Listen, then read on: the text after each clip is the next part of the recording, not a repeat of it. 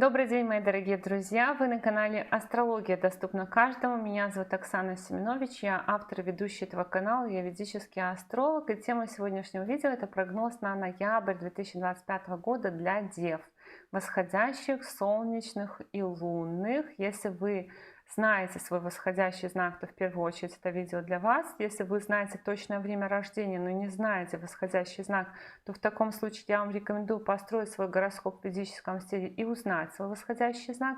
И как это сделать, я рассказывала в видеоинструкции, которая у вас сейчас появится по ссылке в правом верхнем углу. И если вы не знаете точное время своего рождения, то в таком случае смотрите прогноз по дате рождения. Под каждым видео пересчитаны даты, в которых Солнце было в тех или иных знаках зодиака. И Девы, что за месяц? Давайте знакомиться с тенденциями ноября, который будет очень-очень активным, насыщенным, особенно для вас. Первый транзит. Со 2 ноября по 26 ноября Венера заходит в ваш второй дом гороскопа. Это очень хорошо, потому что второй дом — это дом денег, дом ресурсов. Венера заходит в свой собственный дом гороскопа. Ресурсы — это сон, это энергия, это питание, это деньги, и наши ресурсы улучшаются. Что это значит?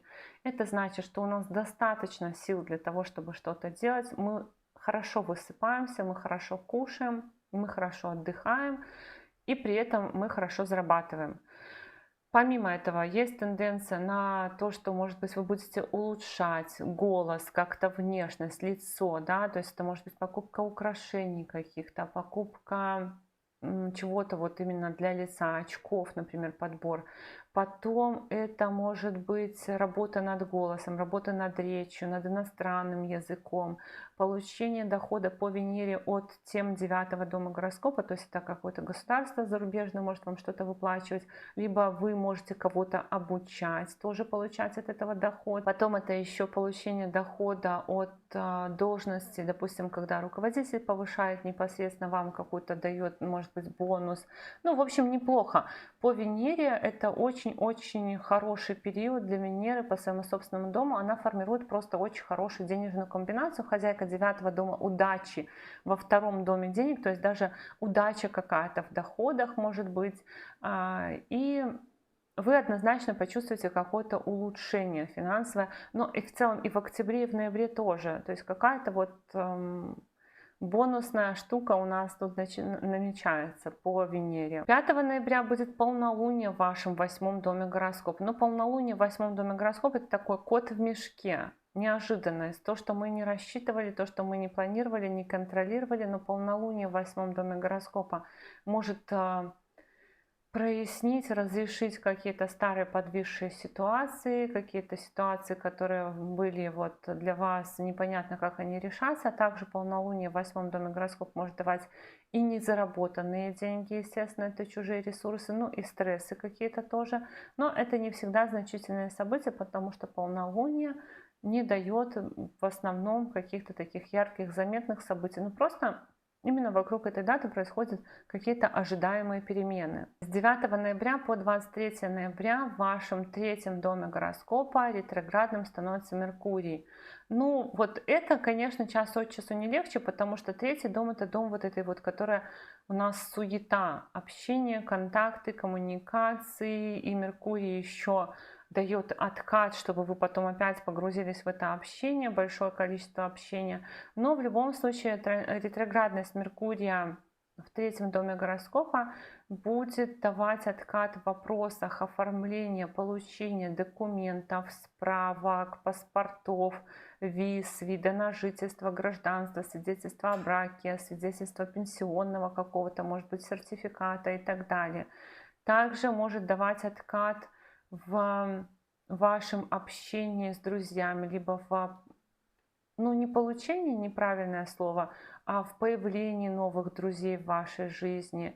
Откат в ведении социальных сетей, то есть переделывать что-то, может быть, сайты, соцсети, какое-то оформление менять, какие-то договоренности с другими людьми, вот что-то такое. И с 11 ноября по 5 декабря ретроградным будет еще и Юпитер в вашем 11-м доме гороскопа.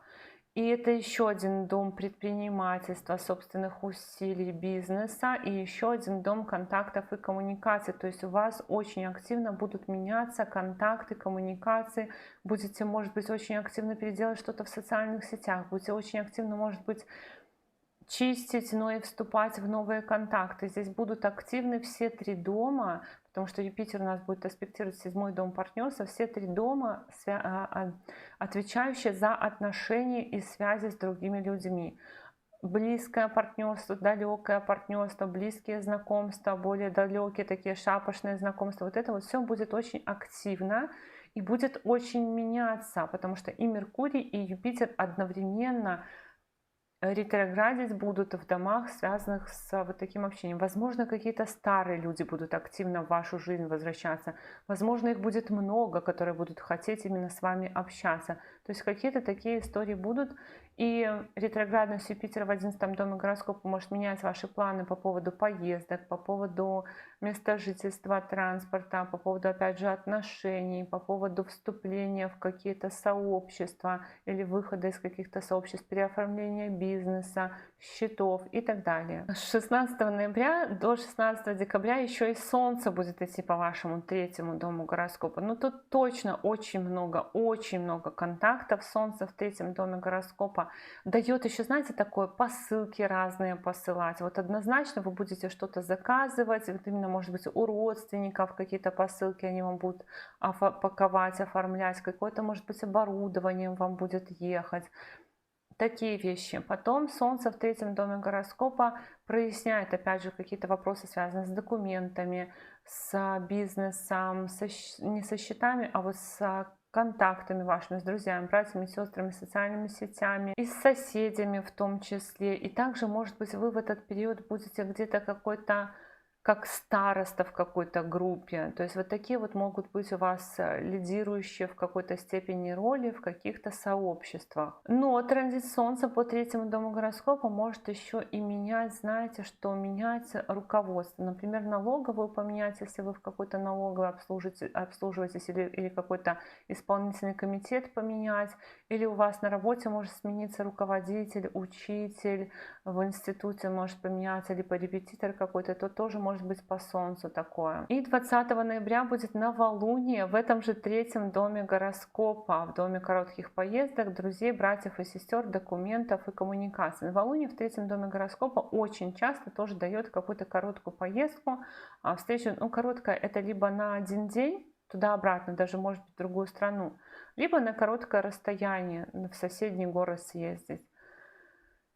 Встреча с братьями и сестрами, встреча с друзьями, новое хобби, новый курс, новый документ получить, новый сертификат какой-то получить, зарегистрироваться в какой-то новой сети. Это все по новолунию в третьем доме гороскопа. С 23 ноября по 29 ноября Меркурий будет ретроградить уже в вашем втором доме гороскопа. То есть он вернется в ваш второй дом гороскопа, в дом денег, в дом ресурсов, в дом речи, родительской семьи, и он вернется, он там у нас в октябре был, сейчас возвращается, и мы, получается, возвращаемся к каким-то октябрьским делам, связанным с доходом, связанным с речью, может быть, с разработкой речи, с какими-то уроками, может быть, иностранного языка, с вопросами повышения заработной платы, либо повышения должности, особенно если вы работаете в госструктурах каких-то, то в таком случае у вас могут быть повторные возвращения, что вам там категорию повышают, или, например, вам обещали, не повысили, сейчас, возможно, опять разговоры. Может быть много разговоров про деньги, и это как бы повторные разговоры про деньги, про то, как там, может быть, зарабатывать.